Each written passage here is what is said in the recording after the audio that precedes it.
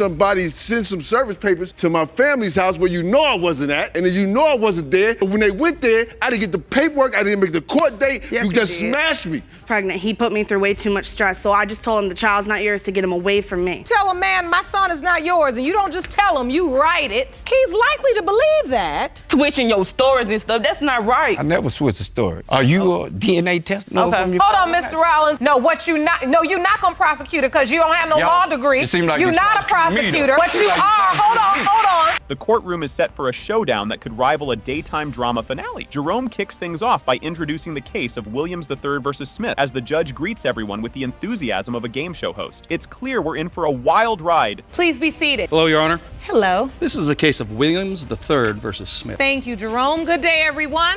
Mr. Williams, you have brought Ms. Annette Smith to court today claiming she scammed you into paying child support on her 22-year-old daughter, Clarissa. Ms. Smith fires back with confidence, dismissing Mr. Williams' claims by stating they were in a long-term relationship and he is most definitely Clarissa's father. She throws in that it's been a whopping 20 years since he last saw her, adding a dash of melodrama to the mix. Ms. Smith, you claim that you and Mr. Williams were in a relationship and you are certain he is your daughter's biological father, even though he hasn't seen her in 20 years. So, Mr. Williams, why do you believe Ms. Smith has been scamming you all these years? The scam is the child support. But you file child support against me when you don't have proof. I have never signed a birth certificate. Mr. Williams recounts the harrowing day he discovered he was on child support after a grueling 11-hour workday left him with only $7 to show for it. He paints a vivid picture of his financial horror, setting the stage for his next move. It's almost like watching someone find out they bought a lottery ticket on the worst possible day. You haven't taken the time to count back and... No. All right, so how did you even find out you were on child support? Well, I found out when I did labor-ready work, get some extra cash. Woke up 5 o'clock in the morning, spent 11 hours on the job, turned to a $7 day based on child support. After a car accident and a convenient settlement, Mr. Williams made his escape to another state. He suggests that Ms. Smith saw his departure as the perfect moment to slap him with child support. The plot thickens. Did she or didn't she? Stay tuned. I was working at a place and I got into a bad car accident. Kind of took me out, but the settlement was allowing me to move. So then that's what I did. I moved. So I'm figuring like I left, gave her a window of opportunity to put me on child support. In a twist of events, Mr. Williams admits to their intimate relationship, but scratches his head over the timing, uncertain if their encounters align with the conception window. The court hangs on his every word as he puzzles over the dates like he's trying to solve a Rubik's Cube blindfolded. Met at a club. We ain't do nothing the first night, but we went out that weekend. I picked him up. I took him home. But why? I paid why? for You knew more about me than I knew about you. He was my best. But the only time Eli had money is when he got into that car accident.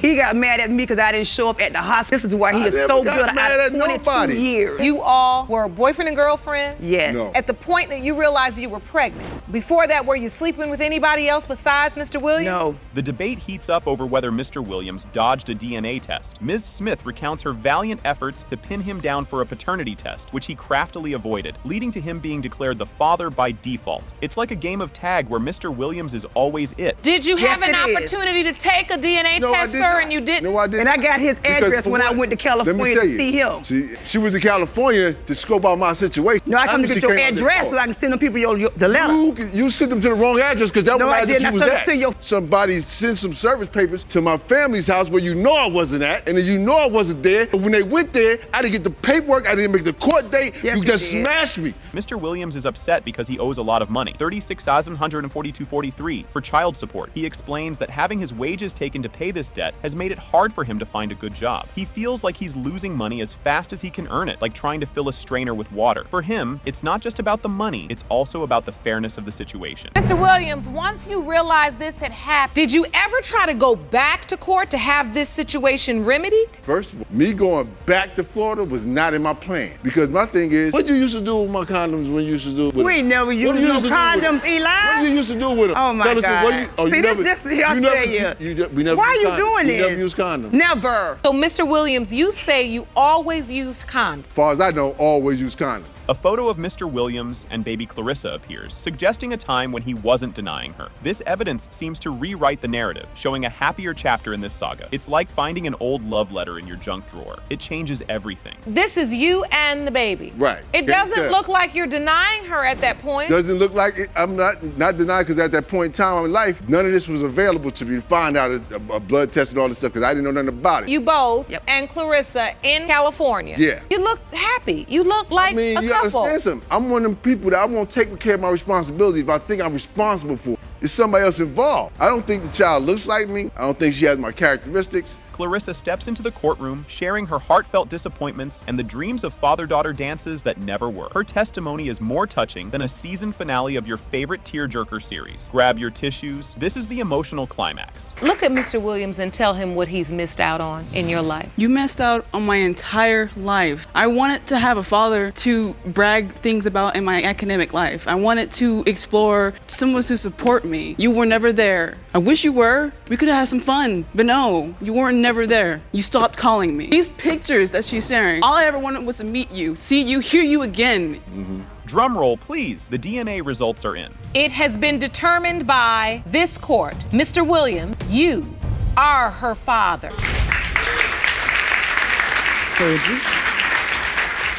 Right off the bat, Ms. Kelso drops the bomb. She's in court today to prove Mr. Davis is the dad of little Connor and to shake him down for half the baby bills, tallying up to $2,860. Buckle up, because this ride is just getting started. Ms. Kelso, you are in court today to prove that Mr. Davis is the father of your 9-month-old baby, Connor Kelso. Yes, Your Honor. You claim Mr. Davis has done nothing for your son, so you're suing for half the child-rearing expenses in the sum of $2,501. Plot twist incoming. Mr. Davis swings back hard, pointing the finger at Mr. Hafner, another potential daddy in the mix during the crucial baby-making period. Hold on to your hats. It's getting soap opera level complicated. Mr. Davis, you say Ms. Kelso was in a relationship with another man, Mr. Hafner, during the window of conception. Yes, sir. So you are 100% certain you are not Connor's father. Ms. Kelso, you were in a relationship with another man, so why are you suing Mr. Davis? Ms. Kelso spills the tea about her love life, revealing a years-long on-again, off-again fling with Mr. Davis, which includes a rendezvous right in the middle of the conception window while she was supposedly dating Mr. Hafner. Stay tuned, because the drama dial is about to go up a notch. So you were with another man, and then you saw Mr. Davis during that time? Yes, Your Honor. So you did sleep with Mr. Davis during the window of conception? Yes, Your Honor. Do you remember having sexual intercourse without using protection with Ms. Kelso? Yes, Your Honor.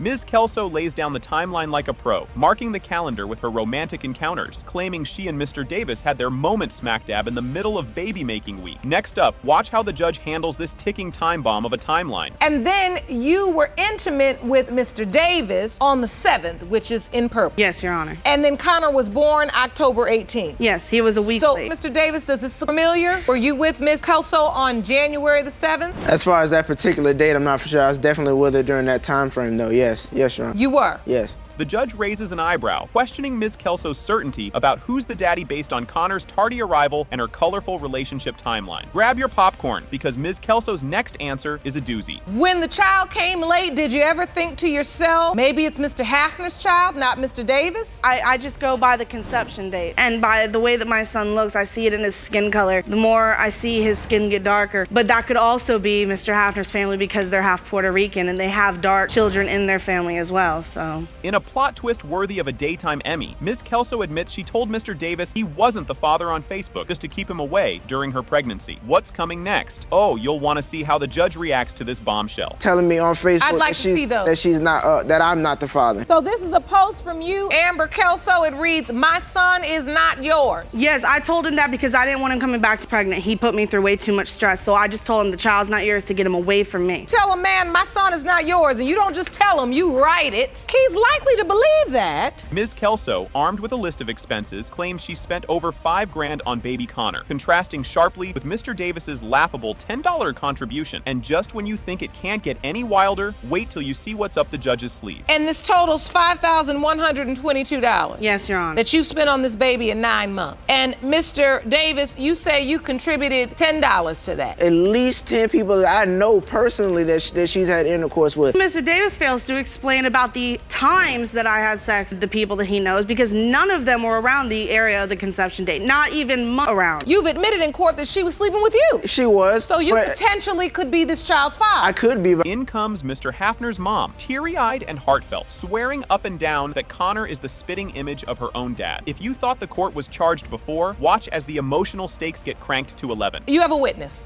that you brought Yes, today? I did. I'd like to hear from her. This is Miss Hafner, Mr. Hafner's mother. Thank you for joining us. This Ma'am. is hurting me because I believe Connor is ours. He looks like my dad. I have pictures to prove it. I'd like to see those. To show you, he looks just like my dad, and I believe he's my grandbaby. And it's important to you. You don't have to be sorry about being emotional about a child. We understand how important they are. I love him to death. And now, the moment of truth, the envelope please. As the judge reveals the DNA results, the courtroom holds its breath. Is Mr. Davis the father, or does Mr. Hafner need to start baby-proofing his home? Let's find out. It has been determined by this court. Mr. Hafner, you are not the father. Mr. Davis, you are the father. As the courtroom buzzes with a mixture of nerves and excitement, Jerome steps up with a bit of swagger to introduce the drama-packed case of Robinson Palmer versus Rollins. With a hearty, "Please be seated," echoing through the room, the judge and attendees share a quick, cordial greeting, setting the stage for what's clearly going to be a roller coaster of familial revelations and some legal fireworks. Buckle up, folks. This one's a doozy. Please be seated. Hello, Your Honor. Hello. This is the case of Robinson Palmer Rollins. Thank you so much, Jerome. Good day, everyone. Ms. Robinson, you and your mother have opened your case today in hopes of giving you closure. Yes. You say you've always known the defendant was your father, and his denial has crushed you. With the spotlight on her, Ms. Robinson, alongside her supportive mother, steps forward with a mix of hope and nerves. She spills her heart out, claiming Mr. Rollins is her long-lost daddy, despite his staunch denials. It's a touching yet tense moment as she expresses her deep-seated hope for recognition and acceptance after years of emotional turmoil. Watch closely. The emotional stakes are as high as the heels in this courtroom drama. Once you prove that he is your dad, you hope he will finally accept you. Mr. Rollins, you testify that you are 1,000% certain you did not father Ms. Robinson. You say her mother was busy with multiple men back in the day. Mr. Rollins takes the stand with the confidence of a man who's 1,000% sure of his case. He throws a curveball by suggesting Ms. Robinson's mom had a busy social calendar back in the day, insinuating that the paternity puzzle might need a few more pieces. His firm denial adds a layer of intrigue and defiance to the proceedings, making everyone lean in a bit closer. Strap in as the plot thickens and the accusations fly. So, Ms. Robinson, explain, how has feeling of denial affected you? Your Honor, it affected me real bad. Like, I feel like that he wasn't responsible to even say I'm his daughter or not. And so for 24 years, you've had to deal with this. Yes, Your Honor. Ms. Robinson dives into the emotional impact of being denied by Mr. Rollins, her voice cracking with emotion as she describes feeling rejected and sidelined. The courtroom hangs on her every word as she describes a lifetime of pain squeezed into a few decades. Her testimony isn't just a tearjerker, it's a full-on emotional tsunami. Grab your tissues and maybe a popcorn, because this is just the warm-up. All her life, you have been telling her that Mr. Rollins is her biological father. Yes, Mom. You've never told her any other man was her biological father? No. And you've never gotten any level of recognition or acknowledgement from him? No, I haven't. So, Mr. Rollins, you do not believe you are Ms. Robinson's biological father? No, ma'am. Throwback to a school bus memory that could rival any soap opera. Ms. Robinson recounts a poignant childhood encounter with Mr. Rollins, who apparently greeted her curiosity with a flat-out denial. This memory lane walk is not only charged with emotional baggage, but also sets the stage for decades of doubt and confusion. The drama escalates as past and present collide, setting the stage for even more revelations. When I was 9, I was on the school bus. My mama and him was on the porch. So when I had got off the school bus, I went up, seen them talking, went and put my book bag down, ran back, talked to my mama, and I asked her, who was that man? She was like, that's your father. So I was like, are you sure that's my father? And she was like, yeah, that's your father. I ran down the stairs. So I asked him, I was like, well, are you my father? He was like, no, I'm not your father. The courtroom turns into a verbal battleground as Mr. Rollins and Ms. Robinson exchange fiery accusations and defenses. It's a back and forth that would make any reality TV show proud, complete with snappy comebacks and sharp retorts. The stakes are high, the gloves are off, and the audience is treated to courtroom drama at its best. Just when you think it can't get any more heated, the next exchange comes roaring in. You see, that's what I'm talking about. He is not a man to own up to nothing. nothing. Like, if you my father, just say you is. If you ain't, you, like, come on now. You ain't got to do all this, switching your stories and stuff. That's not right. I never switched the story. Are you a DNA test? No. Okay. Hold on, Mr. Rollins. No,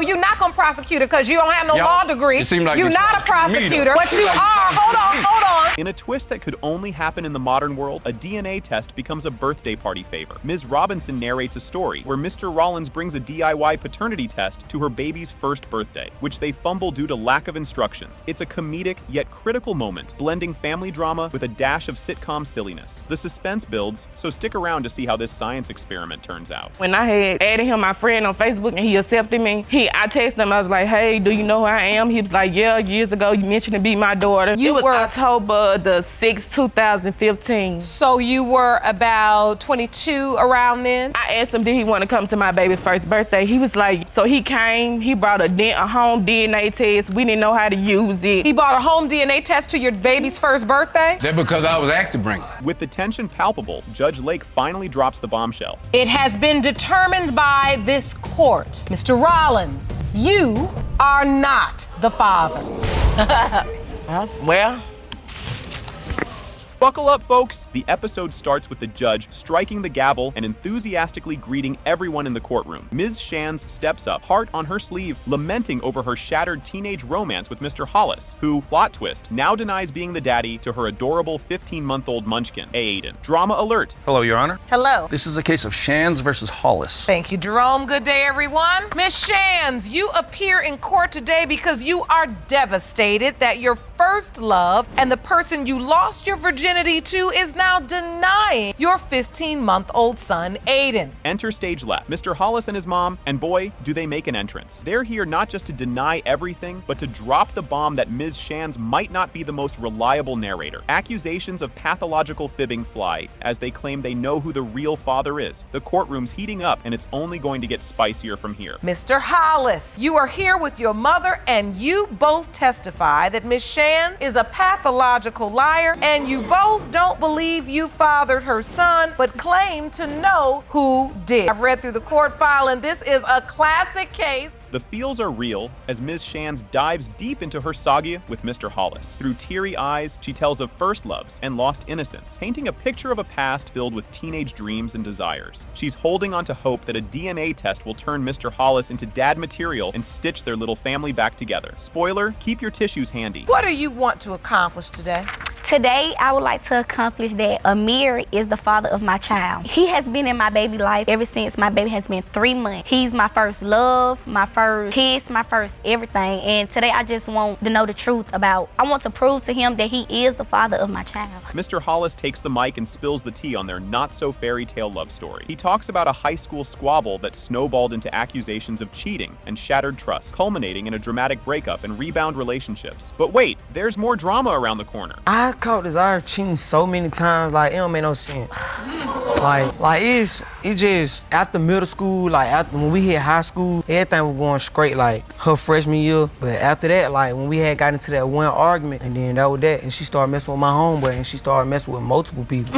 Your Honor, me and his was close friends once before. Just when you thought it couldn't get more tangled, boom! It's revealed that Ms. Shands had a few rendezvous scenes protection with a pal of Mr. Hollis during their on and off saga. Audience, pick your jaws up off the floor. This revelation might just tilt the paternity mystery on its head. So, eventually, you find out you're pregnant. Take me to that day. My godmother, we used to be on the porch, like just when she was doing people's hair, we used to be on the porch. She was like, you pregnant, you pregnant. I used to be like, stop jinxing me, and I found out I was 5 months pregnant. 5 months? 5 months. So you didn't even know enough about your body to know you were pregnant. So you find out you're 5 months pregnant. Plot twist at the maternity ward. Flashback to baby Aiden's arrival. And guess who's in the delivery room? Not Mr. Hollis, but his buddy. This throws a wrench into the whole "who's your daddy?" question and sets the stage for yet another gasp-worthy twist.